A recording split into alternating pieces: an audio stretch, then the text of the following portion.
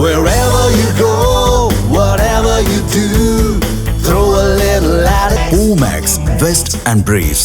பார்க்கும் இடமெல்லாம் ஓவியங்கள், வீதிகள் தோறும் கைவினை பொருட்கள், வீடுகள் தோறும் அழகிய அலங்காரங்கள்.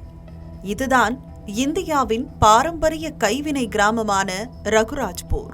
ஒடிசாவின் புரி நகரிலிருந்து 14 கிலோமீட்டர் தொலைவிலும் புவனேஸ்வரிலிருந்து 50 கிலோமீட்டர் தொலைவிலும் அமைந்துள்ள ரகுராஜ்பூரில் மொத்தமே 150 வீடுகள் தான் உள்ளன.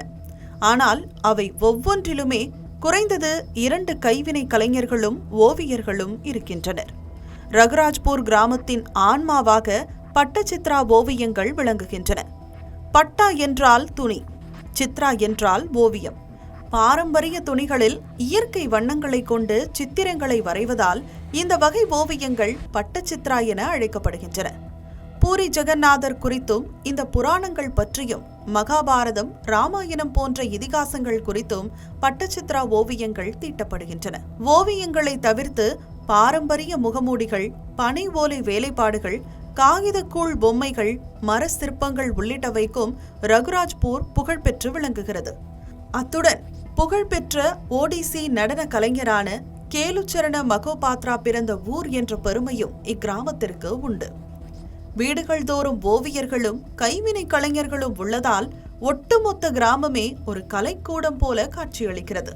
இந்த கிராமத்திற்குள் நுழைந்தால் ஏதோ திறந்தவெளி அருங்காட்சியகத்திற்குள் நுழைந்து விட்டோமோ என்ற எண்ணம் பலருக்கும் எழும். 2000ஆம் ஆண்டு இந்திய கலை மற்றும் கலாச்சார பாரம்பரியத்திற்கான தேசிய அறக்கட்டளை ரகுராஜ்பூரை இந்தியாவின் முதல் பாரம்பரிய கிராமமாக அறிவித்தது.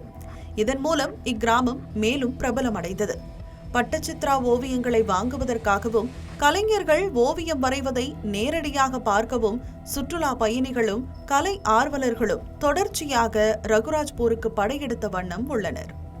செய்யும் தொழிலே தெய்வம் என்பதற்கு சான்றாக பூரி மாவட்டத்தில் அமைந்திருக்கக்கூடிய ரகுராஜ்பூரினுடைய கிராமத்தில் 150க்கும் மேற்பட்ட குடும்பங்கள் தலைமுறையாக அவர்களின் தொழிலை, கைவினை பொருட்களை தயார் செய்து வீடுகளில் விற்பனை செய்தும் சந்தைப்படுத்துவது உள்ளிட்டவைகளின் அழகை இந்த செய்தி தொகுப்பின் வாயிலாக விரிவாக பார்த்தோம்.